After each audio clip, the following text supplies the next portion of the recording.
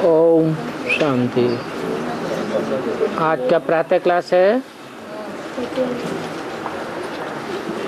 19 नवंबर 1968।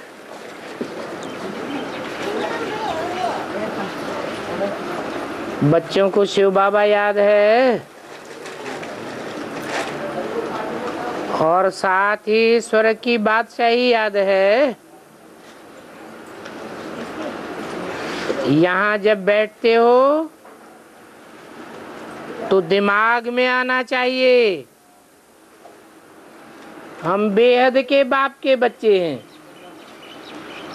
और बेहद का वर्षा पाने वाले हैं। ఓం శాంతి ఈరోజు ప్రాతः క్లాసు 19 నవంబర్ 1968. పిల్లలకు శివబాబా యాదున్నారా?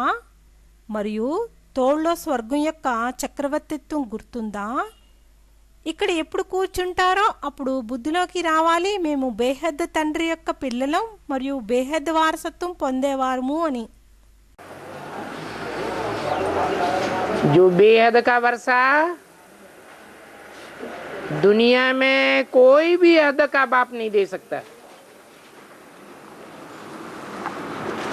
बड़े से बड़े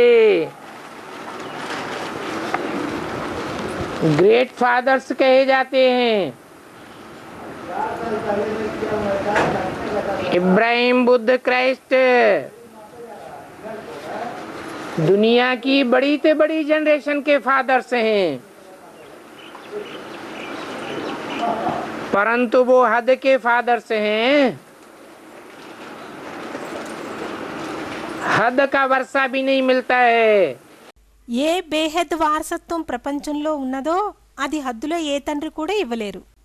గొప్పలోకెల్లా గొప్ప గ్రేట్ ఫాదర్స్ అని పిలువబడతారో ఇబ్రహీము, బుద్ధుడు, క్రైస్టు ప్రపంచంలో చాలా పెద్ద తరాలకు తండ్రులు. కానీ వారు హద్దులో తండ్రులు అవుతారు. హద్దులో వారసత్వం కూడా దొరకదు. ये तो बेहद का बाप है जो स्वर्ग की बेहद की बादशाही देते हैं, और वो भी एक जन्म की नहीं 21 जन्मों के लिए देते हैं।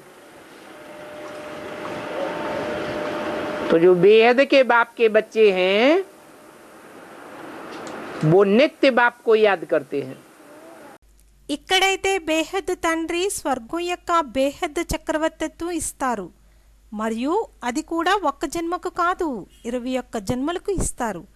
కాబట్టి ఎవరు బేహద్ తండ్రి పిల్లలో వారు నిత్యం తండ్రిని యాద్ చేస్తారు. याद करने बगैर वर्षा नहीं मिलेगा। काहे का वर्षा? पहले पहले ब्राह्मण जीवन में है पवित्रता का वर्षा। యాద్ చేయకుండా వారసత్వం లభించదు. ఏమిటా వారసత్వం? మొట్టమొదట బ్రాహ్మణ్ జీవనంలో ఉంది పవిత్రత యొక్క వారసత్వం.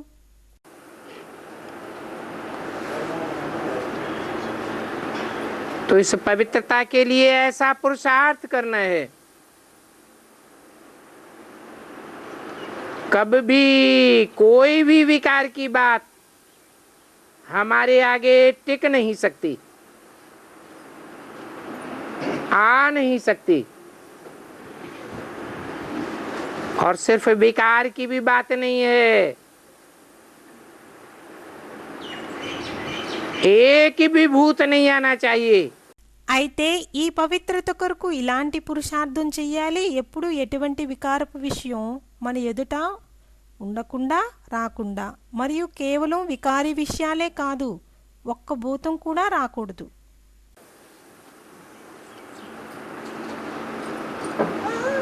जो मेरे आत्मा रूपी बच्चे हैं, आत्मिक स्थिति में स्थित होने वाले हैं, उनके सामने कोई भी भूत ठहर नहीं सकता। ఎవరు నా ఆత్మారూపీ పిల్లలో ఆత్మిక స్థితిలో స్థితై ఉంటారో వారి ఎదుట ఏ భూతం నిలబడలేదు. भूत देह अभिमानियों को सताते हैं,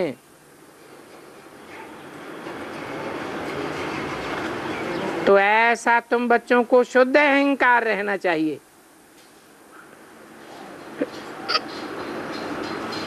कि हम बेहद के बाप के बेहद के बच्चे हैं।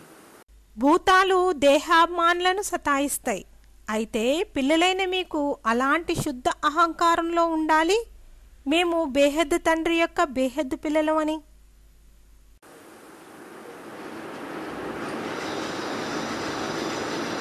बहुत ऊंचे ऊंचे भगवान है, उस भगवान के हम ऊंचे ऊंचे बच्चे हैं। बातचीत, चाल चलन कितना रायल होना चाहिए।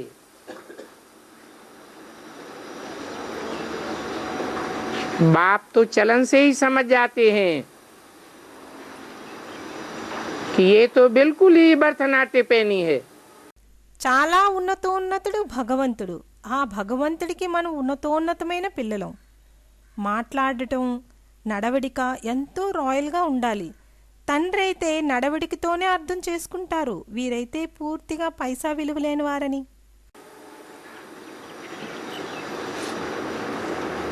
यहाँ तक कि मेरा बच्चा कहलाने का भी हकदार नहीं है।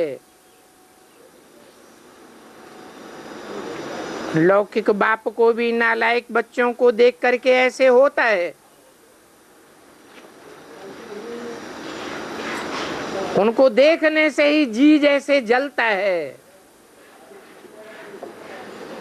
ऐसा नालायक बच्चा तो न पैदा होता तो अच्छा था। ఎలాగంటే నా పిల్లలని చెప్పుకోవటానికే హక్కుదారులు కాదు. లౌకిక తండ్రికి కూడా అనర్హులైన పిల్లలను చూస్తే అలాగే ఉంటుంది. వాళ్ళని చూస్తూనే హృదయం మండుతున్నట్లుంటుంది. అలాంటి అనర్హులైన పిల్లలు పుట్టకపోతేనే బాగుండేది. तो ये भी बेहद का बाप है। बच्चे जानते हैं कि बाप हमको बेहद की शिक्षा देते हैं, परंतु कोई नालायक बच्चे ऐसे हैं जो बिल्कुल ही समझते नहीं हैं कि हमको शिक्षा देने वाला कौन है और कौन सी ऊंचे ते ऊंची शिक्षा देते हैं। అయితే ఇక్కడ కూడా బేహద్దు తండ్రి ఉన్నారు. పిల్లలకు తెలుసు తండ్రి మాకు బేహద్దు శిక్షణ ఇస్తున్నారని. కానీ కొందరు అనర్హులైన పిల్లలు ఇలా ఉంటారు, అసలేమీ అర్థం చేసుకోరు. మాకు శిక్షణ ఇచ్చేవారు ఎవరు మరియు ఎటువంటి ఉన్నతోన్నతమైన శిక్షణ ఇస్తున్నారు అని. नहीं तो बुद्धि में सदैव रहना चाहिए कि बेहद का बाप हमको समझाते हैं। वो निश्चय ही नहीं रहता, नशा ही नहीं चढ़ता, नहीं तो तुम बच्चों का दिमाग कितना ऊंचा होना चाहिए। లేదంటే సదా బుద్ధిలో ఉండాలి బేహద్దు తండ్రి మాకు నచ్చ చెప్తున్నారని. ఆ నిశ్చయమే ఉండదు, నషాయే ఎక్కదు. లేనిచో పిల్లలైన మీ బుద్ధి ఎంత ఉన్నతంగా ఉండాలి. हम कितने ऊंचे ते ऊंचे बाप के बच्चे हैं।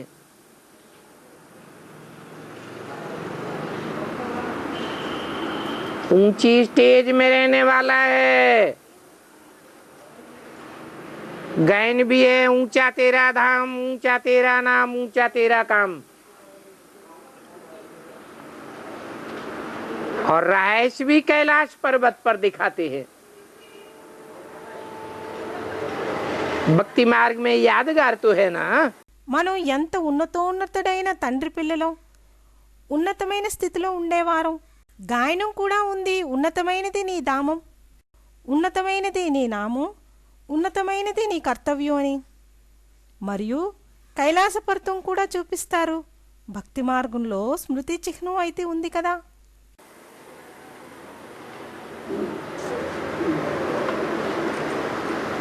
तो बच्चों को 100% नालायक से लायक बनना चाहिए।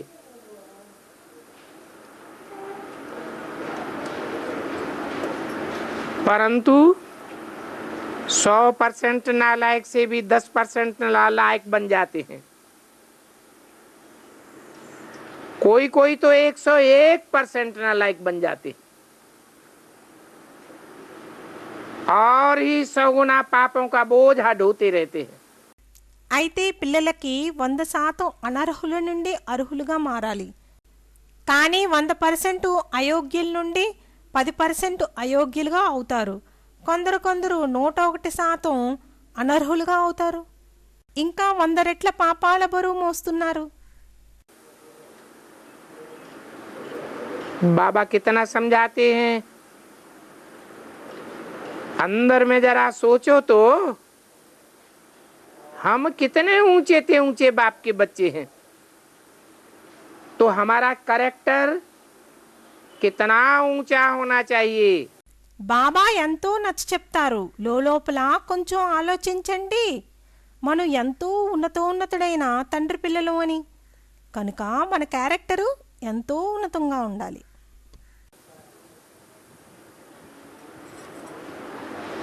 जो इन देवी देवताओं की महिमा है, वो महिमा भी हमारी होनी चाहिए। प्रजा वर्ग में आने वालों की थोड़ी ही महिमा होगी। तुम बच्चे तो राजयोगी हो, एक बाप से राजयोग सीखने वाले हो। ఏదైతే ఈ దేవీ దేవతలకు మహిమ ఉన్నదో ఆ మహిమ ఇప్పుడు మనదవ్వాలి. ప్రజావర్గంలోకి వచ్చే వారికి ఏమైనా మహిమ ఉంటుందా? పిల్లలైన మీరు రాజయోగీలు, ఒక్క తండ్రి నుండి రాజయోగం నేర్చుకునేవారు.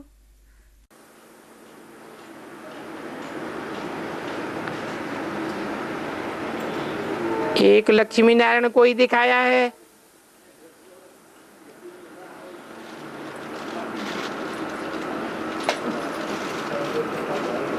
जिनकी दुनिया में कोई भी ग्लानि नहीं होती है।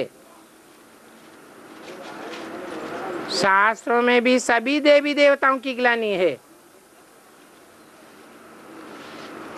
धर्म पिताओं की भी ग्लानि करते हैं, मनुष्य मात्र की ग्लानि करते हैं, परंतु लक्ष्मी नारायण की कोई ग्लानि नहीं है। ఒక్క లక్ష్మీనారాయణకే చూపించారు. వారికి ప్రపంచంలో ఎటువంటి గ్లాని ఉండదు. శాస్త్రాల్లో కూడా దేవీ దేవతల అందరికీ గ్లాని ఉంది. ధర్మపితలకు కూడా గ్లాని చేస్తారు, మనుష్య మాత్రలకి గ్లాని చేస్తారు. కానీ లక్ష్మీనారాయణలకు ఏ గ్లాని ఉండదు. तो बच्चों को भी इतनी अच्छी रीति सर्विस करनी चाहिए। इन लक्ष्मी नारायण दोनों ने इतनी सर्विस की है ना, तो दिमाग कितना ऊंचा होना चाहिए। అయితే పిల్లలు కూడా ఇంత మంచి పద్ధతిలో సర్వీస్ చేయాలి. ఈ లక్ష్మీనారాయణలిద్దరూ ఇంతగా సర్వీస్ చేశారు కదా, కనుక బుద్ధి అంత ఉన్నతంగా ఉండాలి. कई बच्चों में तो कोई फर्क ही नहीं है, माया से हार खा लेते हैं तो और ही जास्ती बिगड़ते रहते हैं। కొందరు పిల్లల్లో అయితే ఏ మార్పు ఉండదు, మాయతో ఓడిపోతూ ఉంటారు, ఇంకా ఎక్కువ పాడైపోతారు. नहीं तो अंदर में कितना नशा रहना चाहिए।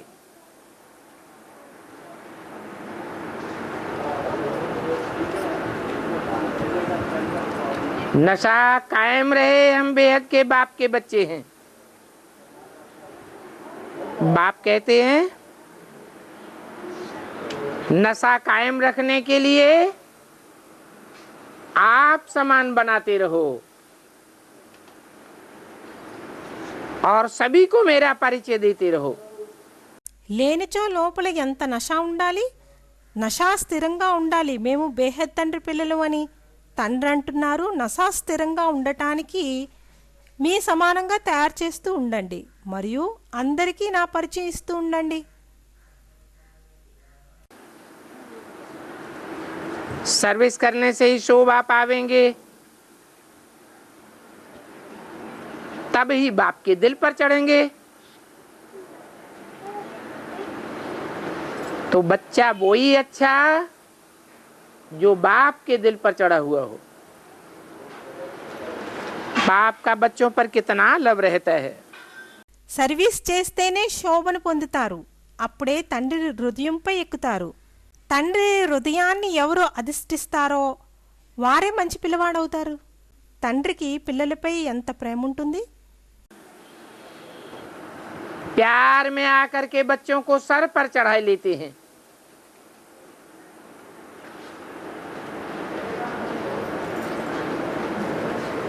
इतना बच्चों से मोह होता है,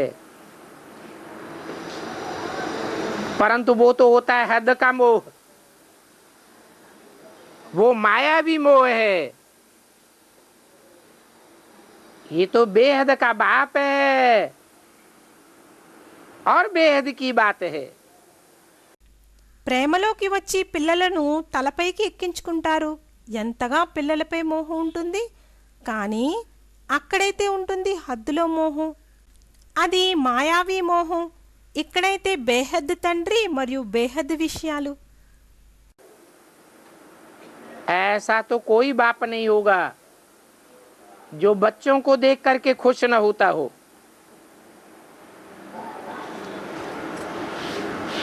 बच्चों को देख करके अथाह खुशी होती है। ఇలాంటి ఏ తండ్రి ఉండరు పిల్లలను చూసి సంతోషించని వారు. పిల్లలను చూసి అంతులేని సంతోషం కలుగుతుంది. तो यहाँ जब बैठते हो तो समझना चाहिए बाबा हमको पढ़ाते हैं और बाबा खुद कहते हैं बच्चे I am your most obedient servant. वो टीचर भी है। అయితే ఇక్కడ కూర్చున్నప్పుడు అర్థం చేసుకోవాలి బాబా మాకు చదివిస్తున్నారని. మరియు బాబా స్వయంగా అంటున్నారు పిల్లలు నేను మీకు అతి ఆజ్ఞాపాత్రుడైన సేవకుణ్ణి అని. ఆయన టీచర్ కూడాను. बेहद के बाप ने जरूर कोई सर्विस की होगी, तभी तो दुनिया में इतना गायन और पूजन है। బేహద్ తండ్రి తప్పక ఏదో సర్వీస్ చేసి ఉండాలి. అప్పుడే ప్రపంచంలో ఇంతగా గాయనం పూజ ఉన్నది.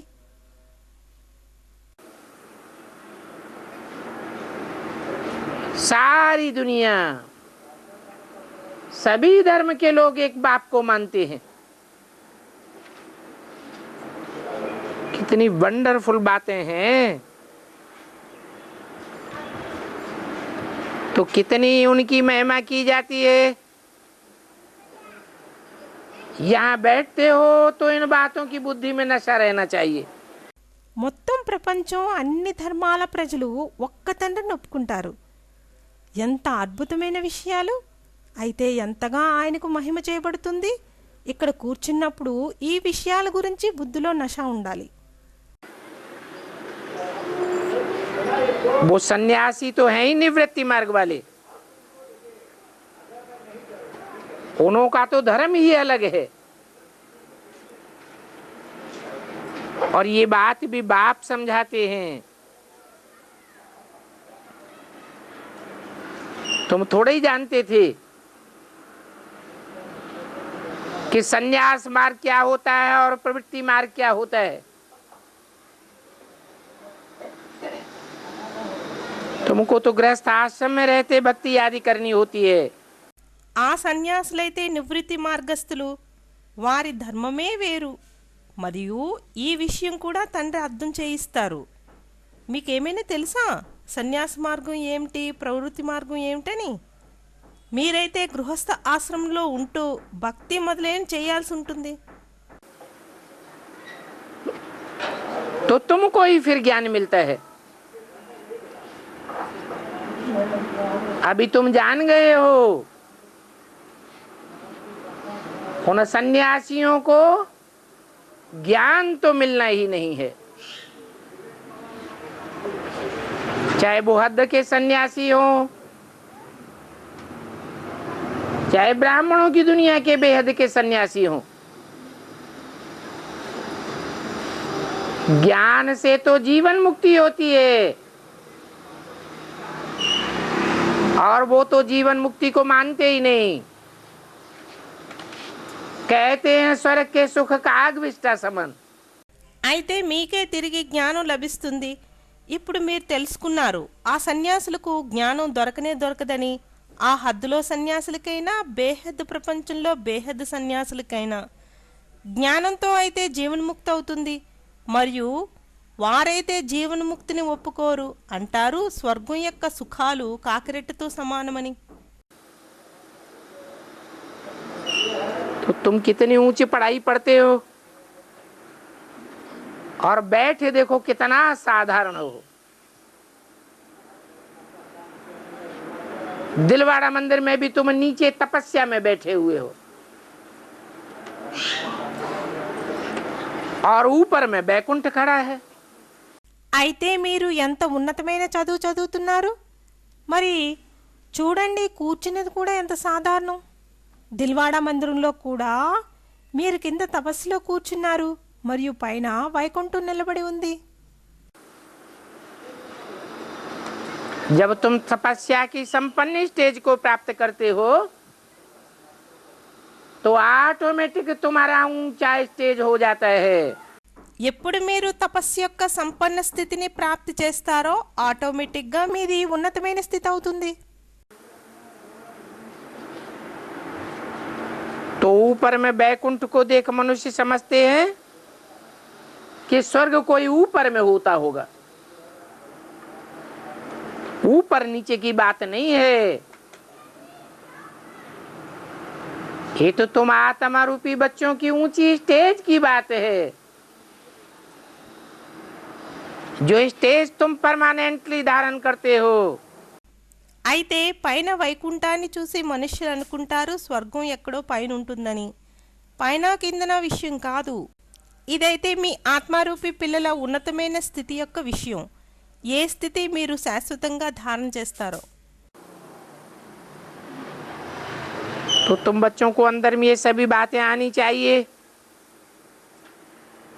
कि ये हमारा बेहद का स्कूल है, इसमें हम बेहद की पढ़ाई पढ़ते हैं। कहाँ भी चक्कर लगाने जाते हो तो भी बुद्धि में यही ख्याल चले, तो ऐसे ख्यालात चलने से बहुत मजा आवेगा। అయితే పిల్లలైన మీకు లోపల ఈ అన్ని విషయాలు రావాలి. ఇది మా యొక్క బేహద్ స్కూలు, ఇందులో మేము బేహద్ చదువు చదువుతున్నామని. చక్రం చుట్టడానికి ఎక్కడికి వెళ్ళినా కూడా బుద్ధిలో ఇదే ఆలోచన నడవాలి. అయితే అలాంటి ఆలోచన నడవటం వల్ల చాలా మజా వస్తుంది. देखो तो सही, बेहद के बाप को दुनिया में कोई भी नहीं जानते हैं।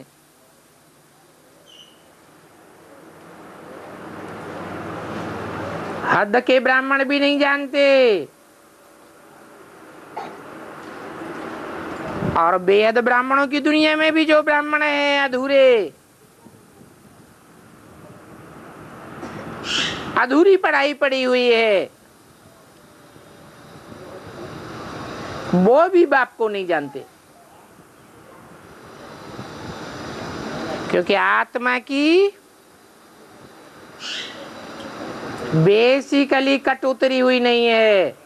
అరే చూడండి, అయితే బేహద్ తండ్రి గురించి ప్రపంచంలో ఎవరికీ తెలీదు, హద్దులో బ్రాహ్మణులకు తెలీదు, మరియు బేసిక్ బ్రాహ్మణ ప్రపంచంలో కూడా ఏ బ్రాహ్మణులు సగం వారు ఉన్నారో, సగం చదివేవారో వారు కూడా తండ్రి గురించి తెలుసుకోరు. ఎందుకనగా ఆత్మకు బేసికల్గా తుప్పి తొలగలేదు. तुम बच्चों की बेसिकली कट उतर गई है, तो तुमने बाप को पहचाना है।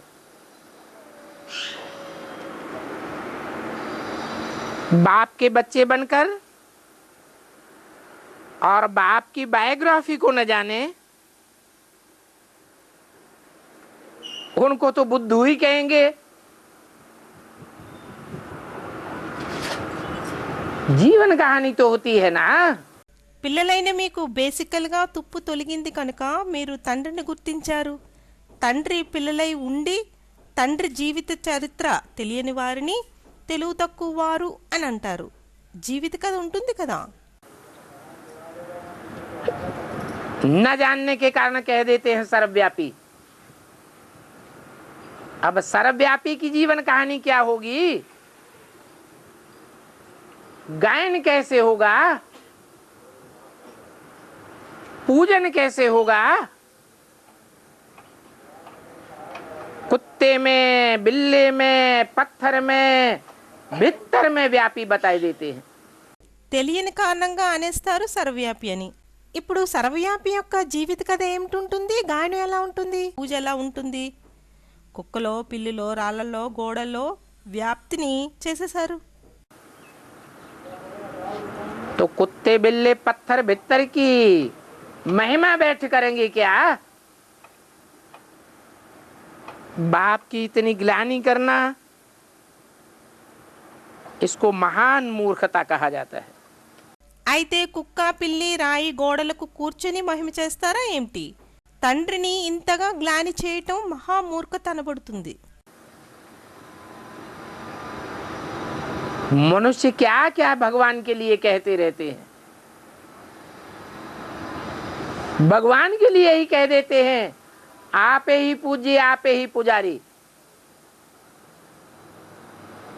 अरे भगवान तो न पूज्य बनता है न पुजारी बनता है. మనుష్యులు ఏమేమిటి భగవంతుని గురించి చెప్తారు, భగవంతుని గురించే అంటారు, మీరే పూజ్యులు, మీరే పూజారి అని. అరే భగవంతుడు పూజ్యుడు కారు, పూజారిగా అవ్వరు. ये तो तुम बच्चों का गायन है, जो तुम मनुष्य से पूज्य देवता बनते हो, फिर देवता से नीचे गिर के हैवान बन जाते हो, शैतान बन जाते हो. ఇదైతే పిల్లలైన మీ యొక్క గాయనం. మీరు మనుష్యుల నుండి పూజ్య దేవతలుగా అవుతున్నారు, తిరిగి దేవతల నుండి కిందకు పడి మూర్ఖులుగా, సైతాన్లుగా అవుతారు.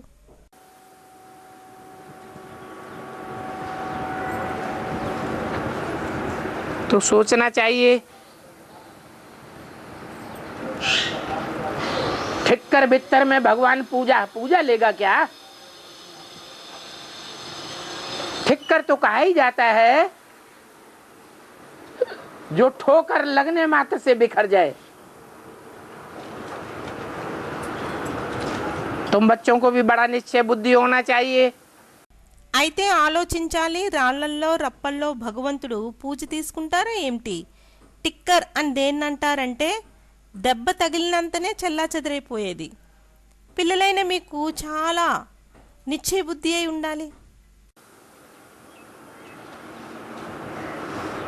ऐसा निश्चय बुद्धि होना चाहिए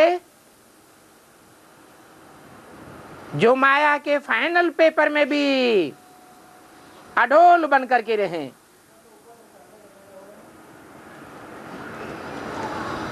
नहीं तो कहेंगे ठक्कर बुद्धि. అలాంటి నిశ్చయ బుద్ధి అయి ఉండాలి. మా యొక్క ఫైనల్ పేపర్లో కూడా కదలకుండా ఉండాలి. లేనిచో అంటారు రాతి బుద్ధి అని. जैसे मिट्टी का ढेला होता है, थोड़ी सी ठोकर लगती है और टूट जाता है. ऐसे बहुत बच्चे हैं जो थोड़ी सी माया की ठोकर लगती है और ज्ञान से टूट पड़ते हैं. ऐसे ठिक्कर बुद्धियों में मैं थोड़े ही आऊंगा.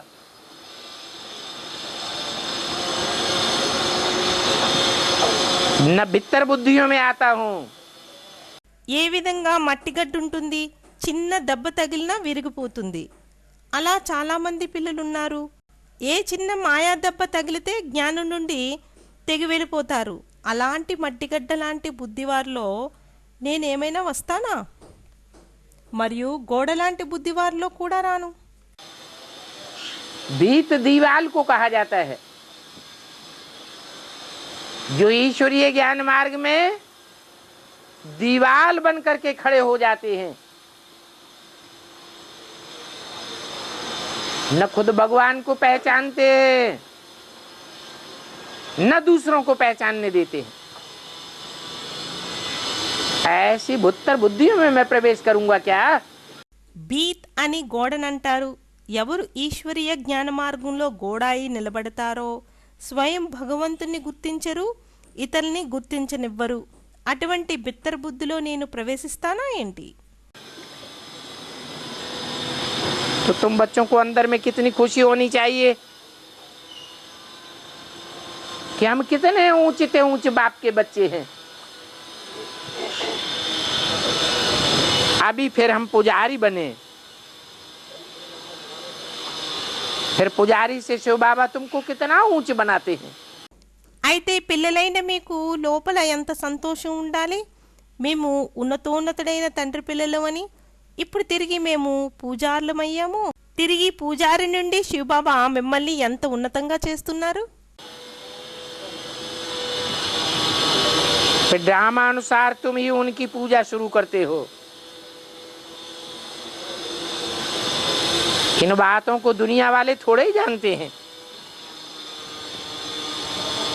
कि भक्ति कब शुरू होती है।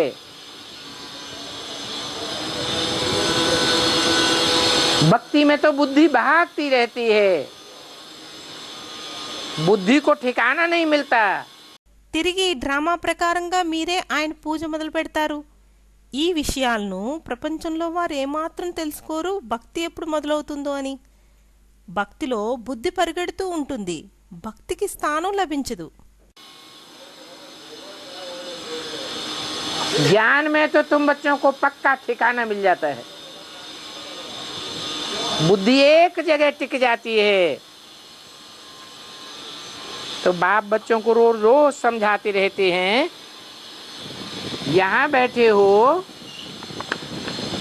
तो भी अंदर में तुम बच्चों को बहुत खुशी होनी चाहिए।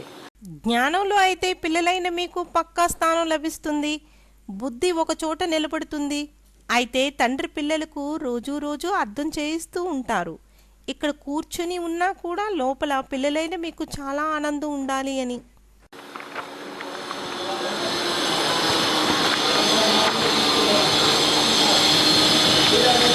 सिमिर सिमिर सुख पाओ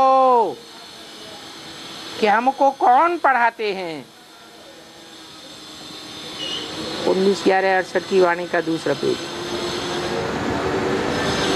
बुद्धि में सदैव रहना चाहिए, हमको भगवान बाप पढ़ाते हैं।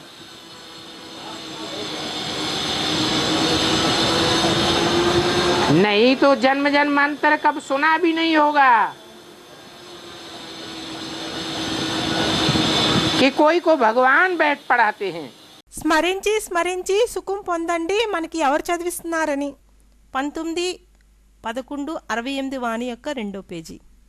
బుద్ధిలో సదా ఉండాలి, మాకు భగవంతుడు తండ్రి చదివిస్తున్నారని. లేకపోతే జన్మ జన్మాంతరాలు ఎప్పుడు విని ఉండరు ఏమంటే ఎవరికైనా భగవంతుడు కూర్చొని చదివిస్తారని.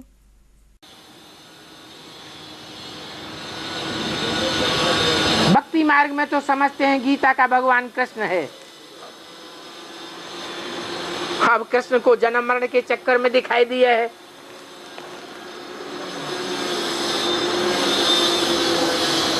कृष्ण तो है ही 16 कला संपूर्ण।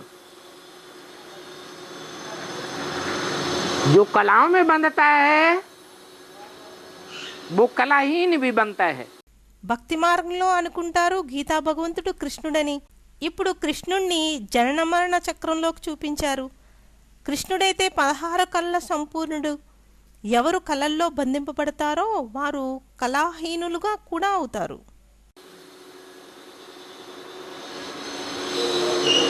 सूर्य को थोड़े ही कलाओं में बांधा जाता है। भगवान तो ज्ञान सूर्य के मुआफिक है।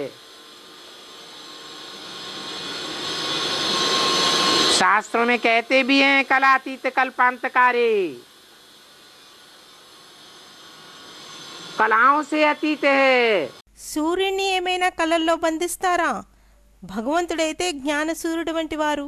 శాస్త్రాల్లో అంటారు కూడా కళాతీత కల్పాంతకారి, కళలకు అతీతుడు అని. हाँ,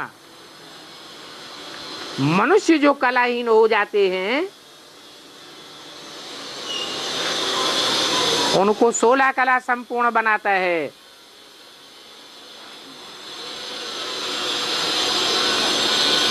नहीं तो कब किसी ने सुना भी नहीं होगा कि मनुष्य को देवता बनाने वाला भगवान बैठ पढ़ाते हैं। అవును, మనుష్యులు ఎవరు కళాహీనులవుతారో వారికి 16 కళ్ళ సంపూర్ణంగా చేశారు. కాకపోతే ఎప్పుడు ఎవరు విని ఉండరు ఏమంటే మనుష్యులను దేవతలుగా చేసే భగవంతుడు కూర్చొని చదివిస్తారని.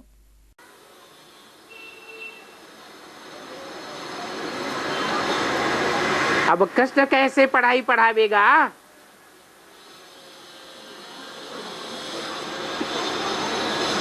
पढ़ाने वाला जरूर ऊंचे ऊंचे होना चाहिए।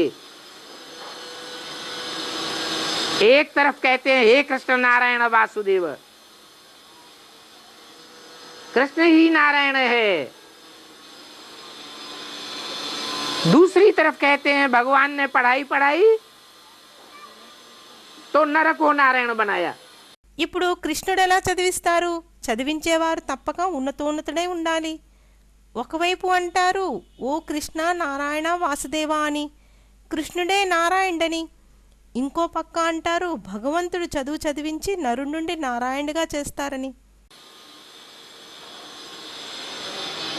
तो क्या पढ़ाने वाला भी कृष्ण नारायण और पढ़ने वाला भी कृष्ण नारायण, दोनों एक कैसे हो सकते? नर अर्जुन है तो नर को नारायण बनाने वाला नारायण से भी ऊंचे चाहिए। అయితే ఏంటి, చదివించేవాడు కృష్ణనారాయణుడు, చదివేవాడు కూడా కృష్ణనారాయణుడా? ఇద్దరూ ఒకటెలా కాగలరు? నరుడు అర్జునుడయ్యాడు, అయితే నరుణ్ణి నారాయణుడిగా తయారు చేసేవారు నారాయణుడి కన్నా ఉన్నతుడు కావాలి.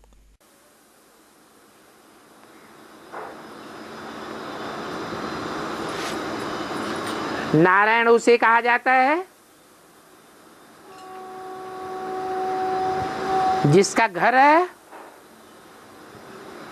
ज्ञान जल में हो, सदैव ज्ञान जल में ही शयन करता है।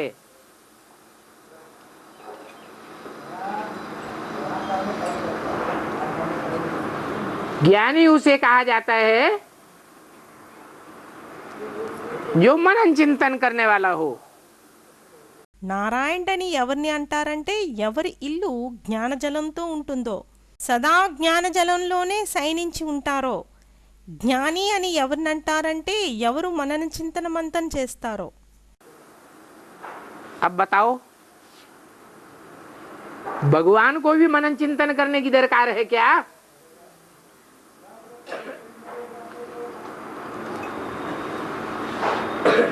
मनन चिंतन मन वाला करेगा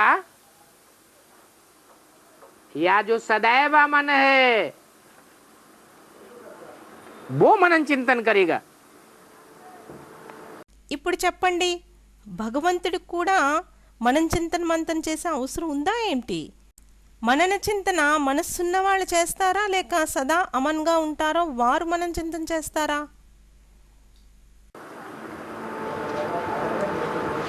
फिर बाप तो कहते हैं अच्छा समझो कृष्ण ही गीता का भगवान है, तो भी तो तुम्हारी कितनी ऊंची अवस्था होनी चाहिए।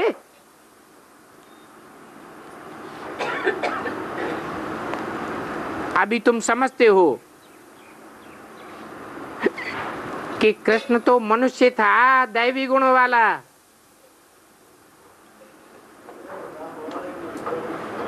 भगवान आकर के दैवी गुणों वाला मनुष्य बनाते हैं।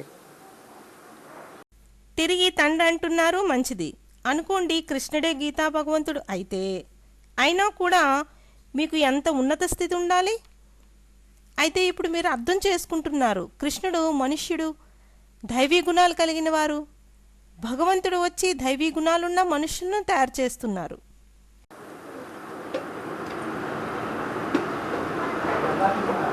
तो भगवान की मत में और मनुष्यों की मत में और देवताओं की मत में अंतर तो जरूर होगा।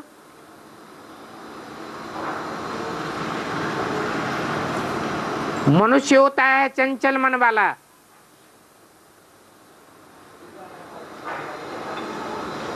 उसकी मनुष्य मत कही जाती है। భగవంతుడి మతంలో మరియు మనుష్యుల మతంలో మరియు దేవతల మతంలో తేడా తప్పకుంటుంది. మనుష్యులవుతారు చంచల మనస్సు కలిగిన వారు, వారిది మనుష్య మతం అని అంటారు. मनुष्य मत जो चंचल मन वाला है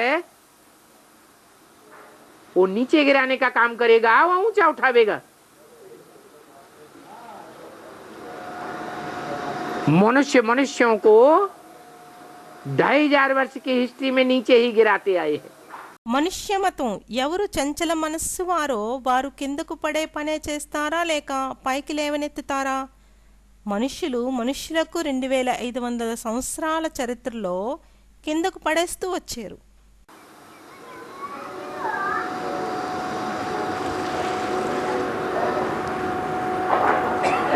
देवताओं की मत, देवताएं तो दैवी गुणों वाले होते हैं, वो दिव्य गुणों की धारणा ही सिखा सकते हैं। देवताओं में ज्ञान नहीं होता है,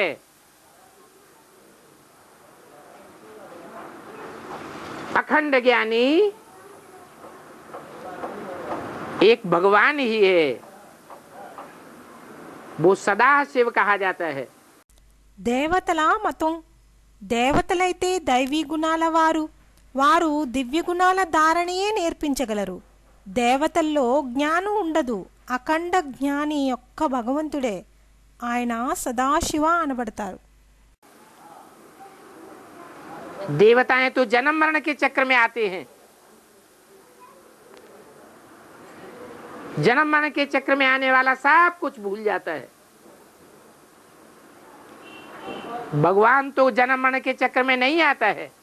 దేవతలైతే జనన మరణ చక్రంలోకి వస్తారు, జనన మరణాల చక్రంలోకి వచ్చేవారు అన్నీ మర్చిపోతారు. భగవంతుడైతే జనన మరణ చక్రంలోకే రారు. तो मनुष्यों की मत में, देवताओं की मत में और भगवान की मत में आकाश पाताल का अंतर है। అయితే మనుష్య మతంలో, దేవతల మతంలో మరియు భగవంతుడి మతంలో ఆకాశానికి పాతాళానికి ఉన్నంత తేడా ఉంది. एक किताब भी बनाई है मनुष्य मत और ईश्वरीय मत।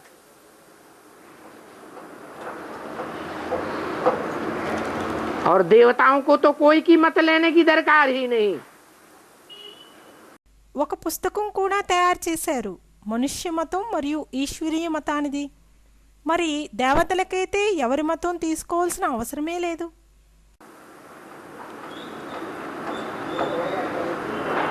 मत लेने की अधिकार और दरकार उनको है जिनको मनुष्य मत मिलती रही और मनुष्य मत से नीचे गिरते रहे।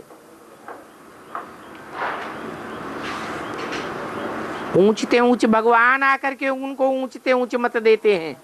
మతం తీసుకోవటానికి అధికారము మరియు అవసరము ఎవరికనగా ఎవరికి మనుష్య మతం దొరుకుతూ ఉందో మరియు మనుష్య మతం ద్వారా కిందకు పడుతూ ఉంటారో వారికి ఉన్నతోన్నతుడైన భగవంతుడు వచ్చి వారికి ఉన్నతోన్నతమైన మతం ఇస్తారు.